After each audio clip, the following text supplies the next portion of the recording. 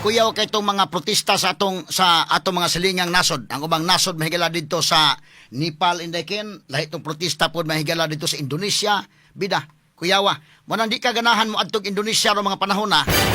Kay delikado og nga dahil ilang usa ka opisyal ilang gipatiran. Diapon sa Nepal mahigala ilang gipadagandagan. Mas kuyaw na sa ito magprotesta dahil okay? Pero sa ato, nipakita po mahigala o kaisog ni mga tao di sa ato. Kaya ang bayan ni Diskaya mahigala, gisung man. O niya, gilabay glapok. Sa dihang gipangutanas, Diskaya nga naman nga imo naman ang gipang-mention ng mao mga congressmen, kining mo ang mga politiko o guban pa. Unsa may nakatrigger nimo ingos Diskaya dahil nga, ang tanang Pilipino, 100 million kapin ka mga Pilipino na suko na mo. Ha? Nga, kung una-unaon, dili man gyud kinini ang kinihitabua na trigger man may kay one may choice. Wa may choice, so ako lang ipang-mention to mga tao nga mo hinungdan nga nagtukmod na mo ani. Tibuhan masuko to mga politiko, pila raman sila katong ipang-mention. Kunta sa tanan Pilipino bisag asa sa madto, nasuko nila. Straight to the point. Mo ni sulti mahigala ni Kwan? Curly Diskaya. Unya kinini ang hitabo mga kaigsunan diri sa upper house o sa lower house nga nagpahigayon nag-investigasyon asa man gyud ang direksyon ini. Di ba malawgaw kaha kining maong investigation? Kay pariha man nag-investigate unsa may direksyon sa House of Representatives sa ilang investigation ug unsa may direksyon sa Senate karon na under the leadership of Tito Soto. Straight to the point. Mo na ibantayanan. Kay ang House of Representatives, ang ilang line of questioning, murag lahi man ang ilang dagan. Ang Senate, atong tagaag benefits of the doubt, man akong giingon, wa naman sa Marcolita, pero naka-arangkada na sa Marcolita, nakabuylo na ang iyang committee. In fact, doon na mahigalay mga nanggawas pod nga mga huhungihong dito sa Senado, nga mo hinungdan may ilang gidali-dali og pulis si Marcolita adtong adlaw sa dihang na-mention na ang name that cannot be mentioned nga mo ang pangan mahigalang Romualdez og ni Saldico. Straight to the point. Pagka-mention, putol sa liog dayon. Kuyawa, kumauho na mga sukinting paminaw. Pero sige lang, kay tungod po mga higala lagi doon na may mga issue sad. Kaya na-mention ang nga ni Chis Escudero, tanggal si Chis. Pero na-mention ang nga ni Romualdez og ni Saldico, okay lang.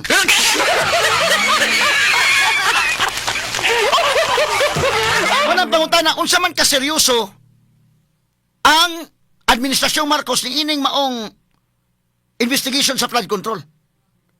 Tinuod yung ka nga kadtong mga sad-an, maog yun mahigalay gukuron or gituyo ni mahigala ang mga Duterte may gukuron raan eh.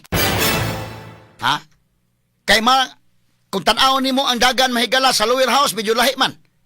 Ang kini sa upper house, willing tang muhatag o benefits of the doubt nga itong eleksyon. Kay kung si Risa pa nida mahigala sa Blue Ribbon Committee, lahi gitong agenda sad. Maayo si Risa, pero kay baon naman ta. Nga medyo paminaw ko, ang focus at mahigala, Davao. Bahalag way baha sa Davao, bahalag di ang baha sa Manila, adtong investigasyon. Pero karon lakson man, atong tanawon. Atong tagag benefits of the doubt sa lakson. Kay kinas lakson day murag di man dikta-diktahan na sad. No? So panid-an tani, unsa may dagan mga higala kay medyo nagkasumpaki ay naman ang Senate ug ang lower house. Unya gitawgan lang Tito Soto usan ang katawag Martin Romualdez, okay man siya. Medyo na kuan ha. Medyo dunay kakulian gamay. I hope kamata sa Tito Soto anang kalakihay. Murag dito mao. Pero at least karon tuas kustudiya may gala sa PNP para patas. Dili sa kustudiya sa lower house, dili po sa kustudiya sa Senate. Sige na lang. No? Kay kuya mo ko na ang pagkinamangay. Kinamangay sa witness nga ipausab mahigala, iparikant, ipausab ang mga statements. Straight to the Kini point. mga Diskaya, doon na ba'y posibilidad nga mausab ang statement? Ano posible day? Labi na karon nga dili sila maproteksyonan kay ang recommendation ni Marcolita wa pod mahigala aprobahi ni Soto. Sa mga Diskaya ni mingon, oy, delikado mi ani kung kasi makaprotect na mo add to me. No? Og mapasaligan mahigala speakers nga kami protect ninyo. Mausab na gani ng testimonya, medyo lahi na nandagana. Unya, makita na to unya, atong panidaan, i-evaluate na to, kinsa ang ipanudlo ni Marcos, niining independent commission. Kay kung yung itudlo ni Marcos, mahigala, more or less, maka-evaluate na ta nga kini seryoso siya sa investigation. Ha? Ibutang ta ka na si Baguio City Mayor General sa CIDG na kaniadto, General Benjamin Magalong, Benji Magalong. Kung mauna itudlo, makaingon ka seryoso siya sa investigation. Pero murag managana po si Marcos ana, kaysa ako na nagigingon, panahon sa SA-44 nga kana siya may nag-investigate, hasta may gilang presidente na ligsan. Kuyo-kuyos Marcos, mga Marcos, ato itudlo sa Magalong, basi maapil ko kasadaan.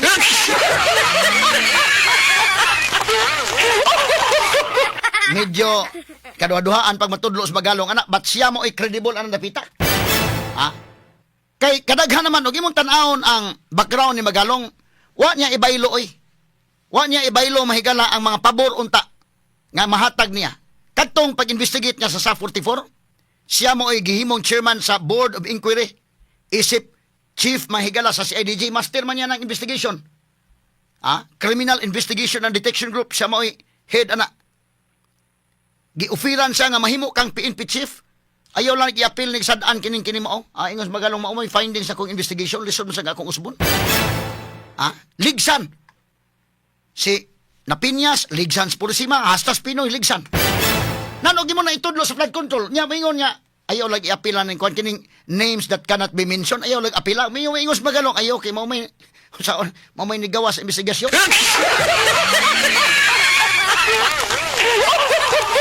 Iyang gibaylo ang offer nga mahimo na siyang PNP chief. Unya napay lain kadtong panahon sa Maguindanao. Katong sa MILF kanito, si Magalong bag-o dito. Usa siya sa mga colonel at the time, colonel pa iyang ranggo. Decorated colonel ni. Nga inay ma-promote, wa ma-promote kay dunay may mga hangyo nga wa sa mosunod kay supak sa prinsipyo. So naa sa record ana mo nang pag ingon na nga kinsa may mo investigate atong sa 44 within the PNP organization, ang ilang itudos Magalong yun. So within the PNP organization, kasabot sila kinsay credible na to dire. Parihara na to na sa mga sakop sa media ba day. Within the media industry, kasabot kag kinsay most credible din ha, o kinsay dili kayo. Anaon na lang dili kayo. Kanang ang inyong grupo ba kasabot mo, si Magalong may ilang itudlo. Sus, pag-investigate ni Magalong, tuod man, ligsan mga higala, away gipili, ligsan. Kaya tandog itong Pinoy na apil kaligsan. Kay tinuod sa gyud nga siya sadaan sa siya ato sa 44 wa man niya luwasa. Ya ditso man siya ngatong Purisima. Ditso siya na Piñas iyang gi bypass may galang PNP chief niya sa Purisima. At that time suspended mga higala sa ombudsman. Why gisantos Magalong? Muna karon kung itudlo sa Magalong makaingon ta seryoso. Pero moingon gani announce Marcos nga okay, nanata chairman sa may bawon to dayon. Pagtukod sa komisyon, ibaw ato na yon. Ang mga tao lang mismo nga itudlo. O mo announce Marcos, okay. Seryoso tas tong investigation. Si Baguio City Mayor Magalong, may chairman, may head sa atong independent commission, makaingon ta kini. Kumbate, gini. Pero moingon nga, okay. Announcement, sugod na nga atong investigation, independent commission. Gwen Garcia, maoy atong...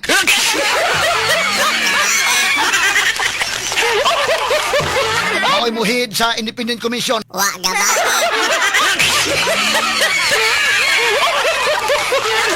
Makaingon na ka, ay.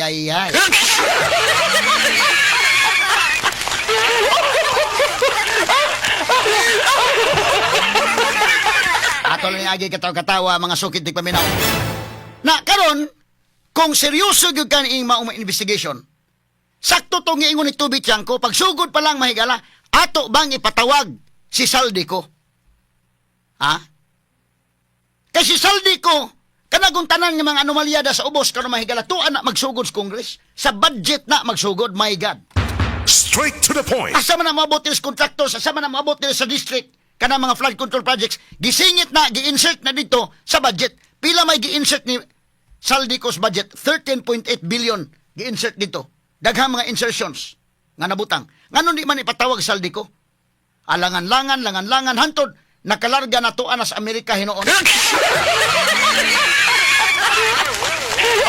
O seryoso mo sa investigation, unaha pag-investigate, kinsa may hinungdan aning na-insert ning maong mga budget. Kisa may hinungdan nga nagbutang ini mo mga budgets. Kay kana ko mga congressman, mga senador, sila man dito mga higala, labi na ang small committee. Kana bang baykam baday? Tuwa na pang usbo na dito. Mabita na karon no, plano sa ilang ipatawag apel sa Grispo. Apel man sa small committee. Sila dito, kay ang usa ka congressman nga ikaw may nakapabutang og budget dinha, ang ila day ana mahigalang sabot matod pa ining testimonial at testimonies ining uban nga mga congressmen nga nisulti na. Do na kay bahin diha. Ikaw may makadawat sa komisyon diha. Nadaw, mo na nga usa ka congressman si Congressman Kiko Barsaga nga dunay personal knowledge in flood control. Iyon sa dapat ang imbestigahon og una si Martin Romualdez. Yato pa binaon ng video be. Agamay lang sige kuno names. Okay na. Sige, okay kana. If anyone should be investigated, the first person to be investigated is House Speaker Martin Romualdez. Why, sir? Why po? Bakit po? Because he's now Speaker.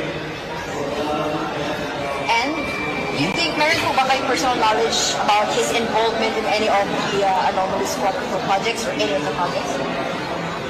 I have some personal knowledge. Can you elaborate, sir? I will not be elaborating that yet.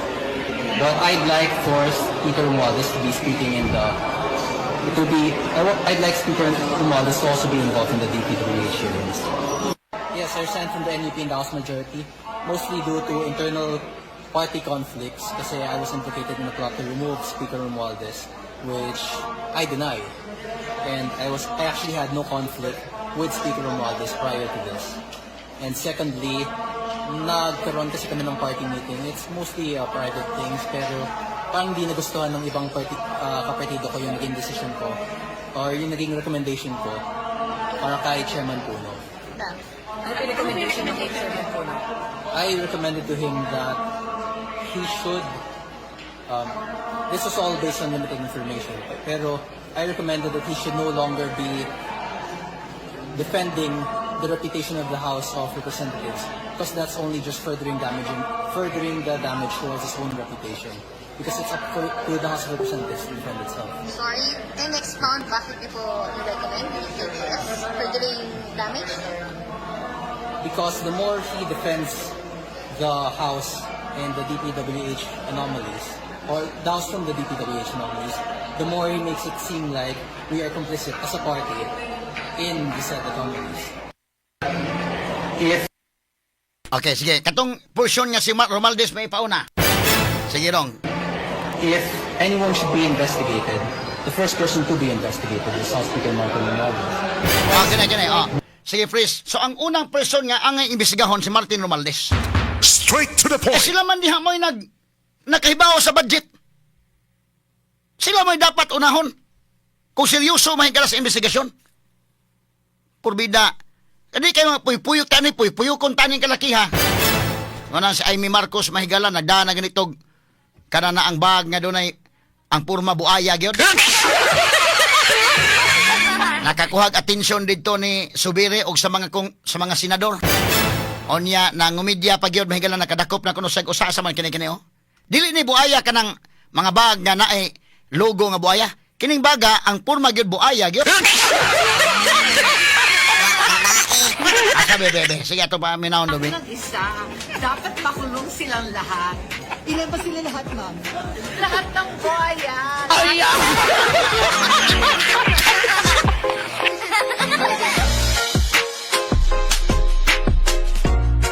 Buaya gini baga. Huli na ako nag-isa. Dapat makulong silang lahat. Ilan ba sila lahat, ma'am? Lahat ng buhaya.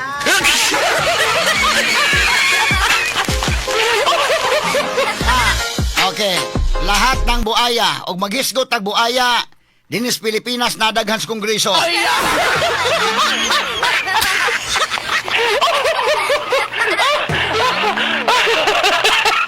Mana karon mahigala og ato bang kinumdum taning buaya sa ato mahigalang zoology kani adto. Maula ni silang pamilyaha sa mga reptiles ni sila. Mao ni pamilya sa tuko kana mga tiki, ibid, how, asa kaning bao reptiles man na. Nabilong man na sa reptile. Ang madakpan ani may gala katurang tiki, Katong dili pagtiki ang tayo to pagyo. Ang mga priso katulad ibid, ang hao, ang buaya wa.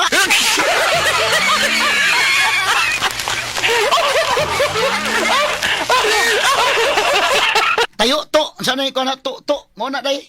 Mo na yung mga dakpan lang, ha? Kay hinumdum ta sa una sa atong zoology mahigala, naman na gibahin man na ang major classification sa mga mananap nga vertebrate o non-vertebrate, ha? Invertebrate, no. Onya kana sa vertebrate mahigala na ama dinha makigala ng reptiles, naa diha ang mammals unsa may kalainan. Nanay mga kalainan, reptiles, mammals, naa diha ang bird, naa diha ang fish. Unsa pa nang uban day murag lima man na kabuok, no?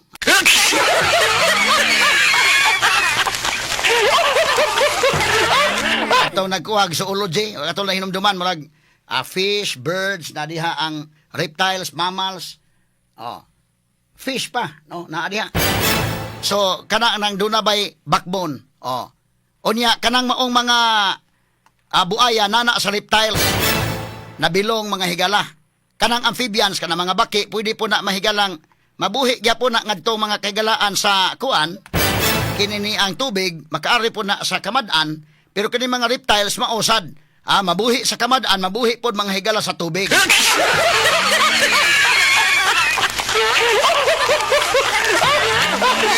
Kining mga buaya, ang tinuray lang ana sa atong zoology na may saltwater nga buaya. Naaman po mahigalay freshwater nga buaya. Kanang sa mga farm dito sa Palawan day, ang buaya to saltwater to no. Napoy saltwater, napoy sa kuan kana na mga dagkong suba Davao. Na diha mga freshwater nga mga buaya dito mahigala sa Palawan. Nakakaon mga nita day itong kuan kapil ba kagkaon tong katong crocodile sisig. Dili ka ganahan ka og crocodile sisig gunahon na makabida. Buaya ang itong gikaon pero mahubog-hubog na kamurag lami naman po.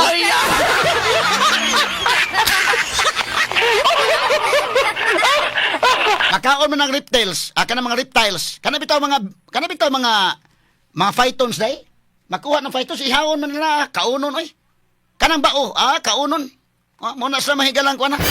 Hasta nang kanang mga bitin asa lang buaya. Himuon man nila mga higalag crocodile kwan sisig. Kanang buaya. Ang kanang scientific name anang buaya mahigala ang saltwater nga buaya kanang nas dagat ba. Kung nakahinumdum ka crocodilos man na. Crocodilus porosos. Crocodilus porosos. Ang sa freshwater depende kay na may sa Africa, na may sa Pilipinas katong Crocodilus niloticus. Mao kana niloticus, mao kana ang tinuod na sa zoology. Dadaghan pa ng mga klase. Pero sa ato, this Congress, nya kanong mga sikatron, nagitawag ng Crocodilus contractus.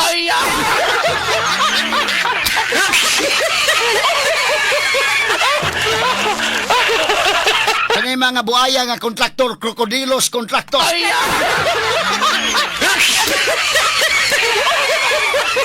Wala na ilabot sa zoology ha.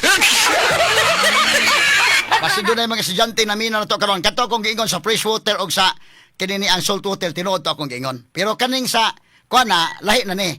Kanang Crocodilus contractus o ganto pos Congress, doon na po Crocodilus congressmanos.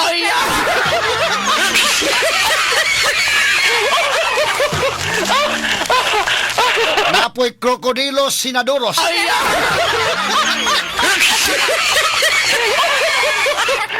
Pero ang kinadak-an yung buaya, kinadak-ang buaya diha sa kuan, nga mabuhi sa kongreso, mabuhi sa mabuhi mahigala sa lower house, mabuhi sa upper house, ha?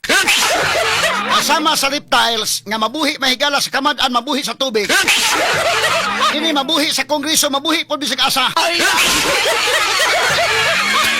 Ang labing dako nga buaya mahigala ginganlan ng scientific name, pero komedya rin niya. Ginganlan og Crocodilus tambaloslos.